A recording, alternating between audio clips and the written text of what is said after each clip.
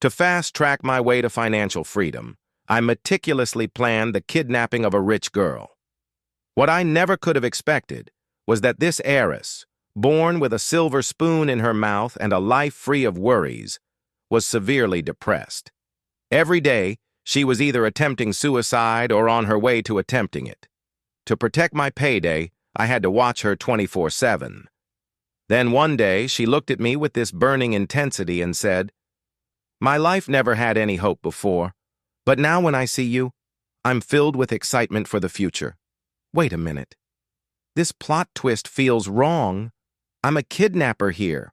A modern-day Robin Hood in today's society. There's only one way for a poor guy to get rich. You have to pull a Robin Hood. Rob the rich to help the poor. That's not my philosophy. It's what the old guy who reads tarot cards down at the pier told me to achieve financial freedom sooner rather than later. I kidnapped Sophia Sterling, the heiress to the Sterling Enterprises fortune. But who would have thought that the sole heir to a multi-billion-dollar corporation would have such fragile nerves?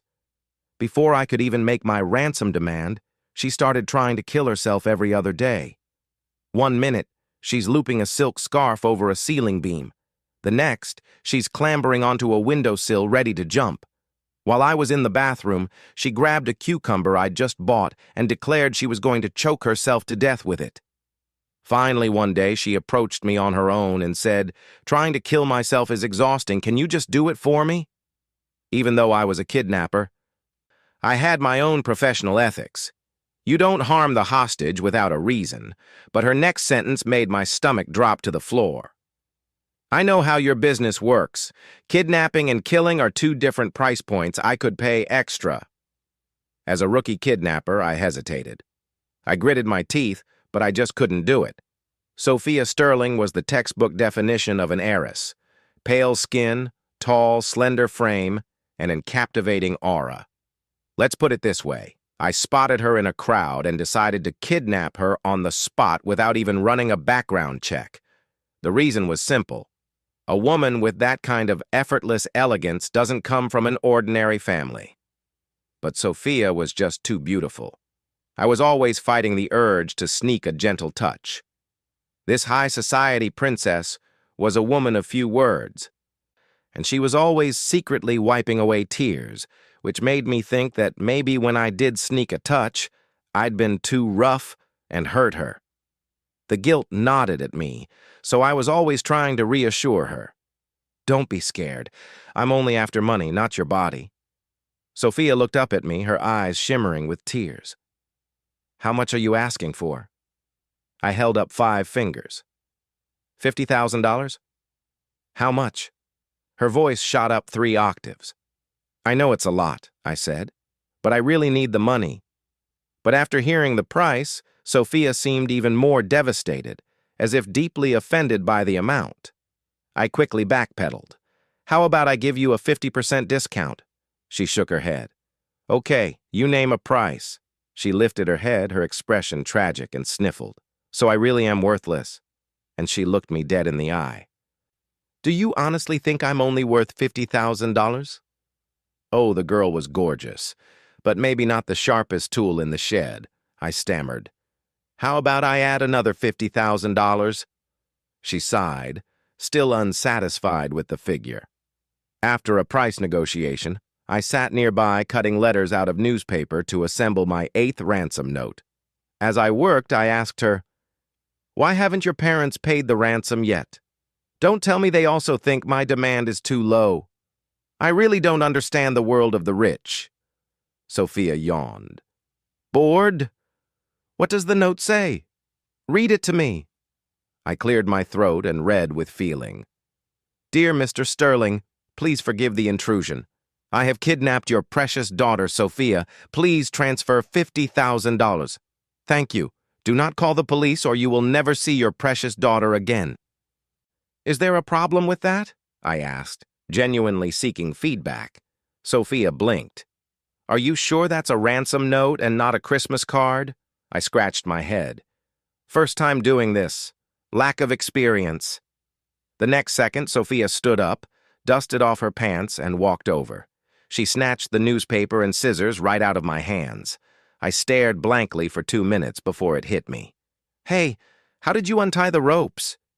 Sophia pursed her lips. "With your knot-tying skills, I could have escaped 3 years ago." I ran over to pick up the rope, ready to tie her up again, but Sophia held up a hand to stop me. "Can we use something made of silk next time? This rope is chafing my skin, right?" My poverty had limited my imagination. Rich people's ropes are made of silk. I gritted my teeth in jealousy. "Don't have any?" Sophia frowned. "Then don't bother tying me up. I can just untie it anyway." "Me? If I don't tie you up, what if you run?" "I promise I won't." "Me? Why should I believe you?" "Cross my heart." That was good enough for me. I tossed the rope on the floor and went to watch her craft her own ransom note. I have to admit, Sophia wasn't just beautiful. Her letter-cutting skills were vicious. Half an hour later, a perfectly assembled ransom note lay before me. "Listen up, you old bastard. I have your daughter. Wire $500,000 to this account. XXX. If you're a single penny short, I'll chop off one of her fingers. If you dare call the cops, I'll rape her, kill her, then rape her again, then kill her again." The suicidal heiress stared at the ransom note, lost in thought. Every profession has its experts. You really have to leave the professional work to the professionals. I gave Sophia a big thumbs up, just as I was about to put the letter in an envelope. Sophia stopped me again. $500,000 is still too little. Why don't we add another zero? I shook my head firmly. No, $500,000 is my absolute limit. Any more than that and I'll lose my head. I decided to go deliver the letter immediately. But just then, my alarm went off. I checked the time, 12 p.m. I decided I'd deliver it after my afternoon nap. I almost never dream, but that afternoon I had one. I dreamt I was being arrested by the police. Sophia's father was in the background yelling, "I've already transferred you $50,000 8 damn times. Can't you just ask for it all at once?" I was so mad I slapped my own thigh. "Sorry, I don't have enough money to pay for mobile banking alerts." The nightmare was so terrifying it jolted me awake. I sat up, forehead drenched in sweat, and scrambled over to Sophia. "I think I forgot to turn on my banking app notifications." Ignoring Sophia's look, which clearly said, "You're a moron," I hastily started gathering my things. "You wait here. I'm going down the mountain to the bank to check." But Sophia's inner princess flared up. "No, you can't leave me." I turned back to her, putting on my best tough guy voice. "Stay put or I'll hit you. Aren't you afraid I'll run? Afraid I'll secretly call the police?" Her reminder made me realize how stupid I'd just been. But a kidnapper taking his hostage to the bank seemed even more idiotic. If she screamed, I'd be finished. As if reading my mind, Sophia puffed out her chest and promised, "Don't worry, I absolutely won't run and I won't scream." After a long hesitation, I chose to trust her. If the money had arrived, I could just let her go right then and there. I took Sophia to the bank and enabled notifications on my banking app. The $500,000 I was hoping for wasn't there. I walked out of the bank, dejected. Sophia tugged on my shirt. "What?" I asked impatiently. She pointed to a bakery next door. "I want some cake." "Cake? Are you kidding me? That stuff's crazy expensive. You're coming back with me to eat ramen." Sophia's lower lip trembled and her eyes welled up with tears. At that exact moment, 2 police officers walked into the bank. My heart leaped in my throat. Fine. We'll get the cake. My lady. I'll sell my kidney to buy you a cake if I have to." I grabbed her hand and practically dragged her into the bakery next door. After buying the cake, I didn't dare linger for a second longer. I rushed her back up the mountain. Sophia sat on the couch, eyes closed in bliss as she ate her cake. I slumped down beside her, completely demoralized. "Sophia, what are we going to do? Your father must have called the police. It's been this long and still no ransom. They must have decided to cut their losses." I was on the verge of tears. If I'd known this would happen, I never would have kidnapped you. Sophia took another bite of cake and mumbled, "It's possible. My dad can be a real heartless bastard." Her words sent a chill down my spine, and I finally burst into tears. My dad called the cops, so you should just do what the ransom note said. You're right. I'm supposed to kill the hostage. I pulled a rope from my backpack and held it up, measuring the space around Sophia's neck. She closed her eyes as if awaiting her death, but my hand was shaking like I had Parkinson's. Finally, I gritted my teeth and threw the rope down. The shaking stopped. My heart stopped pounding. Sophia seemed disappointed. She explained, "Those two cops were just there to make a withdrawal. They weren't there for you. How could that be a coincidence?" I didn't believe her for a second. "I take you to the bank and not 5 minutes later the police show up." Sophia rubbed her temples. "If they were there to arrest you, do you really think you could have gotten away?" I paused. She might have a point. I wiped the terrified tears from my face. Just as I was about to say something, my phone buzzed. 3. From kidnapping to pen pals. I opened it. A message from Mrs. Gable, the director of the children's home. "Caleb, when are you coming back? Winter's coming soon. We have to patch up those broken roofs or the kids will freeze again this year." Without even wiping my hands, I rushed outside to reply, "Mrs. Gable, I'll be back in a couple of days." After a short chat with her, I went back inside and found Sophia rummaging through my backpack. "What are you doing in my bag?" Sophia didn't even look up. "Why are you back so soon?" she retorted. I looked at the empty potato chip bags on the floor. She'd eaten them all. My heart ached. Could there be a more pathetic kidnapper in the world? Not only had I not gotten any money, I was actually losing it. "You're awfully bold." "Aren't you afraid I'll hurt you?" I tried to put on a menacing act. Sophia's rummaging paused for a second. She turned to look at me. "Huh? Oh, hell no." I felt my entire identity being scorned. Having found nothing else she wanted to eat, Sophia tossed my bag aside and went back to lying down, apparently bored. She started a conversation with me. "What's your name?" "Caleb Hayes. You should get out of this business while you can. You're not cut out for it. Don't worry. After this job, I'm retiring for good." We kept talking, and eventually we got to the question that had been bugging me for a while. "Why are you always trying to kill yourself?" "Because I have depression," she said simply. It clicked. Of course, a rich person's disease. I'd heard that people with depression suffer immensely and that it has a very high suicide rate. I tried to comfort her. I heard that once a person becomes poor, they're only left with one illness. "How about you give me all your money and I'll give you my poverty?" Sophia looked at me as if she'd never been so speechless in her entire life. Thank you for the completely unhelpful advice. That night, I tossed and turned. All I could think about were Ms. Gable and the kids at the home.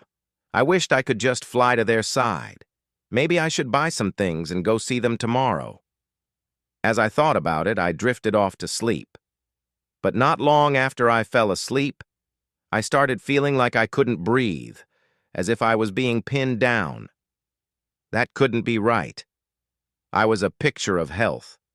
Ghosts and ghouls should be afraid of me. And why was this ghost getting heavier? I forced my eyes open. The roof had caved in. A wooden plank had landed right on my blanket. The noise woke Sophia up. "What are you doing thrashing around in the middle of the night instead of sleeping?" she grumbled. "Hey, why can't I see the moon? Maybe you should look at me," I suggested.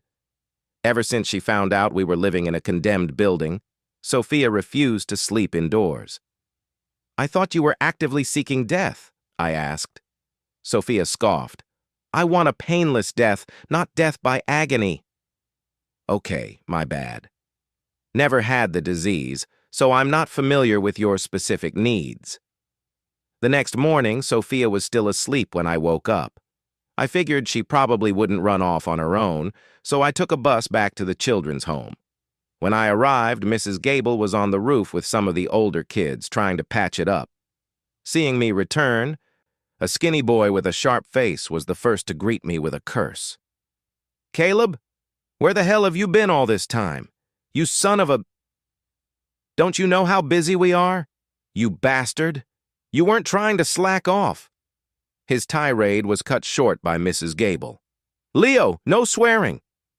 A group of the younger kids saw me and swarmed around me. "Caleb, you're back! Brother Caleb, where are my snacks? What about my new clothes?" I knelt down and put my stuffed backpack on the ground. "I got them. I got them. Have you all been listening to Mrs. Gable lately?" Of course, I wanted to spend more time with the kids, but Leo angrily dragged me outside. "Caleb, what have you been up to?" "Making money, obviously." "What money? Where is it?" I glanced around to make sure no one was listening, then leaned in close to his ear and whispered, "I kidnapped Sophia Sterling, the Sterling heiress." His jaw dropped. "What the? Are you insane? Do you have a death wish? Let her go right now." I patted his shoulder, signaling him to calm down. After helping out all morning, I said my goodbyes to Leo and the others at the gate. The kid's eyes were all watery. I was actually a little touched until his next words made me want to strangle him. "Does this make me an accessory to a crime?" I ground my teeth. "Don't worry, I'll be sure to cut all ties with you before I get caught. I won't drag you down with me for the honest kidnapping." After leaving Leo, I headed straight back up the mountain. But when I got to the cabin, Sophia was gone. I searched the surrounding area several times, but there was no sign of her. A wave of dread washed over me. She must have secretly run off to call the police. I knew it. You can't trust a single one of those capitalist daughters. Just as I was stomping my foot in frustration and regret, I saw her in the distance dragging a suitcase bigger than she was, walking back toward me. I was shocked and overjoyed all at once. I ran up to her. "Where did you go?" Sophia tossed her hair. "Went home, took a shower, grabbed some clean clothes." I gritted my teeth. "Then why did you come back? This is an honest kidnapping. You don't let me go, I don't leave." Sophia stood on her tiptoes and patted my head reassuringly. "A big guy like you shouldn't act like such a drama queen. You're ruining the whole kidnapper vibe. How am I supposed to pretend to be scared of you now?" Whatever her reasoning, she was back. Otherwise, I would have had to turn myself into the police. Actually, Sophia would make a really good wife. Ever since she brought that huge suitcase of stuff from her house, she started redecorating the old cabin. She put up wallpaper in the area where she slept, built herself a sturdy little shelter, and even set up a clothes drying rack. I watched her work, completely stunned. "Sophia, are you planning on moving in?" "Of course not. I'll leave as soon as you get your $500,000. I felt a little moved. "Thank you. You're a really good person. I'll split it with you when I get it." After she finished, she was covered in sweat. She grabbed a towel and some body wash and headed to the pond behind the cabin to bathe. Just as I was marveling at the fact that there were still good people in the world, a phone started ringing. I checked my own phone. No notifications. I followed the sound and finally found its source in Sophia's suitcase. My heart leaped into my throat. When did she get her phone? Did she call the police? I nervously opened her phone. It was a WhatsApp call from someone named The Shrink. I opened their chat history. Holy. No wonder the Starings never called the police. Sophia had her phone the entire time. It was all my fault for being so inexperienced that I forgot to search her. I was so mad at myself. I wanted to slap my own face. Her most recent chat with The Shrink was from an hour ago. The Shrink. "Sophia, are you insane? You're already home. Why did you go back?" Sophia. "Because I wanted to." The Shrink? What? Is the kidnapper hot or something? Bet you all head over heels. Sophia, none of your business. The Shrink, like I care. By the way, do you have enough of your meds? Should I mail you a few more boxes? Right after that, Sophia sent a location pin. Sophia, Leave it by the stone marker at the foot of the mountain. It'll be a quick trip for me. The shrink. I could just bring it to you. Sophia, no. If he sees you, he'll definitely get scared and run off. I finished reading that page of their chat and was about to scroll up when the phone rang again. I accidentally hit the answer button. Hello, you brat. You finally answered your phone. How are things now? Say something. Did something happen? Hang in there, I'm calling the police right now. I jumped in fright and blurted out, no, she's fine. Are you that interesting kidnapper? It was the voice of a mature woman on the other end. Oh, hello. Hello there, handsome. I'm Sophia's psychiatrist. I'm also her aunt. Are you? Hello, ma'am, I pleaded with her. Ma'am, please don't call the police, okay? Sophia promised to help me get ransom from her dad. I won't hurt her. Haha. You're really something? She chuckled, then continued. Let me talk to Sophia. She was all sweaty from working, so she went to take a bath.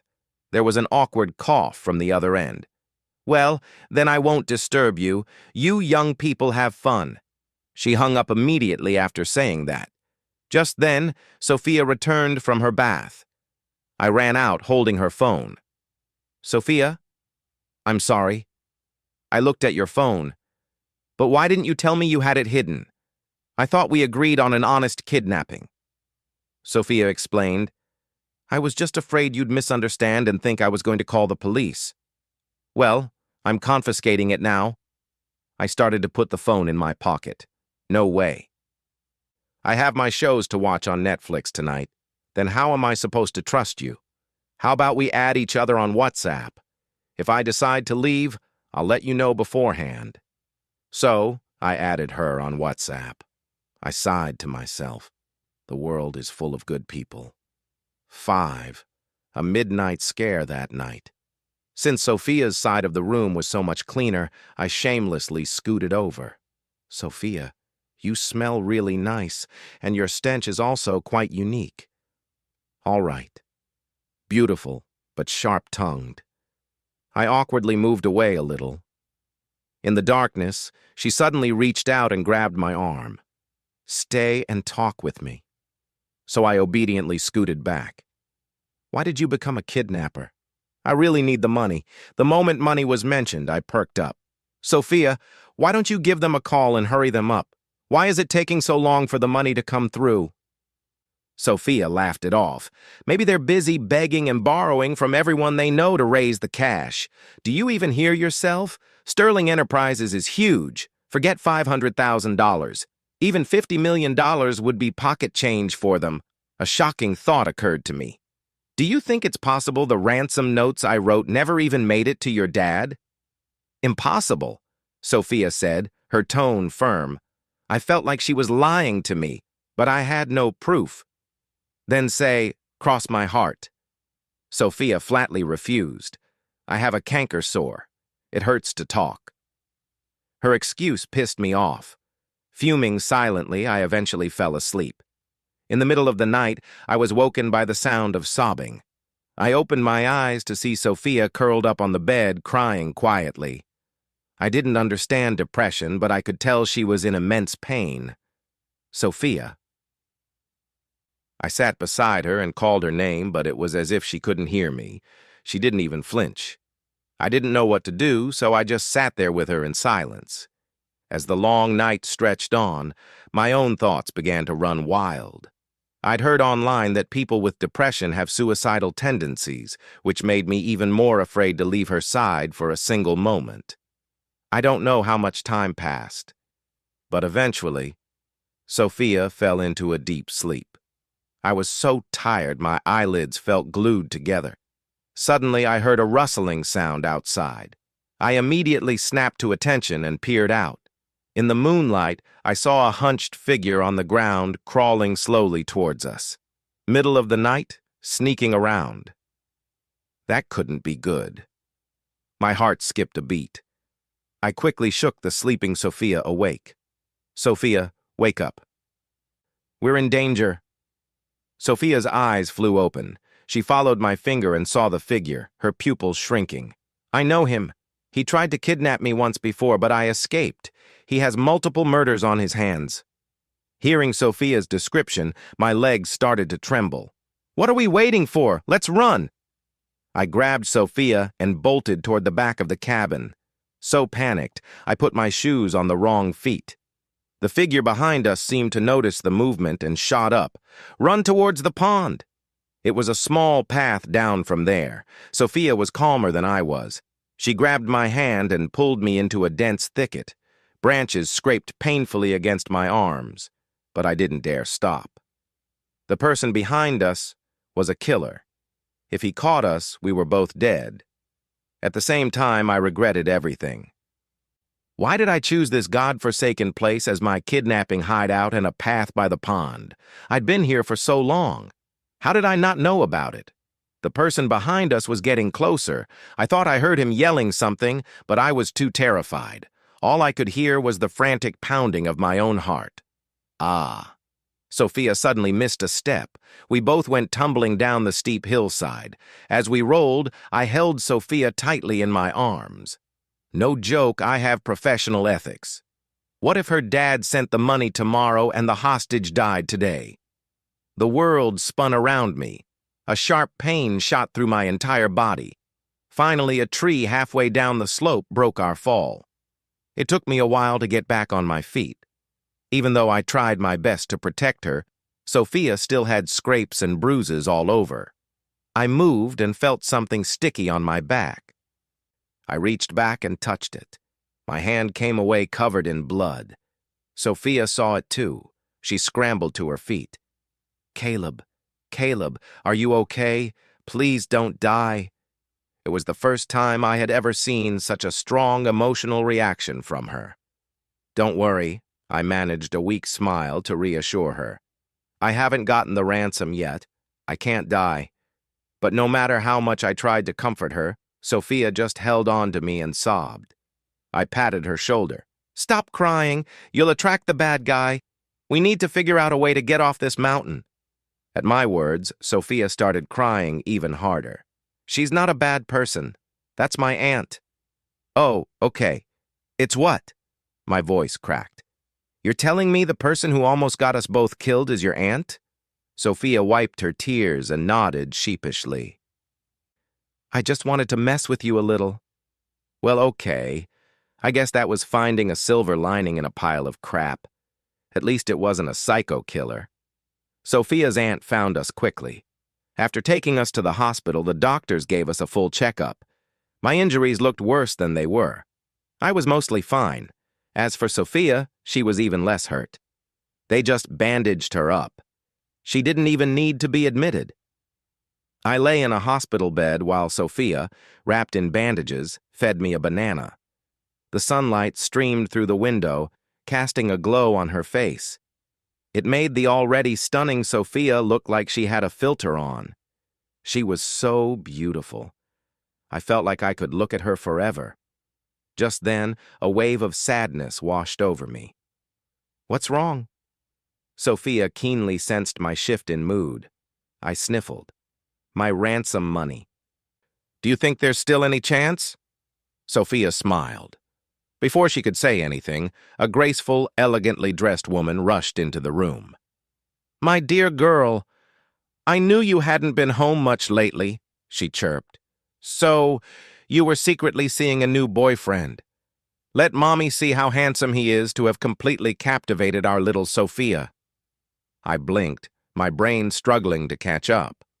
"Oh, he's handsome. No wonder our Sophia has great taste in men." "Oh, Mom, what are you doing?" Her mother completely ignored her and came straight over to me, taking my hand warmly. "You're a fine young man. You just need a good shower. How did you two meet? How far have things gone?" I never would have guessed that the reserved, withdrawn Sophia had a chatterbox for a mother. How was I supposed to answer? "We met when I kidnapped her. It was a kidnapping at first sight kind of thing. Mrs. Sterling was very talkative, telling me stories from Sophia's childhood and even recommending a good spa. As she talked, her eyes suddenly turned red. "Young man, I won't lie to you. Our Sophia has depression. Her emotional state can be very unstable. If you can't handle it, I won't force you." I quickly shook my head. "No, Mrs. Sterling, Sophia is wonderful. She's just sick. If it's a sickness, it can be treated. I believe she'll get better. And even if she doesn't, I like her very much just the way she is now." Mrs. Sterling wiped her tears. "Good boy, good boy." We talked for a long time before she reluctantly left, reminding Sophia to call her father, who had been missing her terribly. Seeing how calm her whole family was, I couldn't help but ask, "Didn't you receive the ransom note?" "Ransom note?" Mrs. Sterling looked completely baffled. "Oh, it's nothing, Mom. He's talking about a video game. You wouldn't get it," Sophia quickly interjected. My face fell. So Mr. Sterling had never received any of my ransom notes. After Mom left, I asked Sophia, "What happened to all my letters?" She took a bite of banana. "When I went home, I threw them all in the trash." My expression darkened. "And what's this about me being your boyfriend?" Sophia shrugged. "I was gone for so long, and then I came home to pack a bag. I needed an excuse, didn't I?" I was about to yell at her, but Sophia just smiled, leaning close and lowered her head. "So, do you want to make that dream come true?" I stared at her face just inches from mine and swallowed hard. "What dream are you talking about?" Sophia gave me a playful grin. "The one you're thinking of. So, do you want to?" Without a moment's hesitation, I nodded. "Yes. So, when are you giving me my $500,000?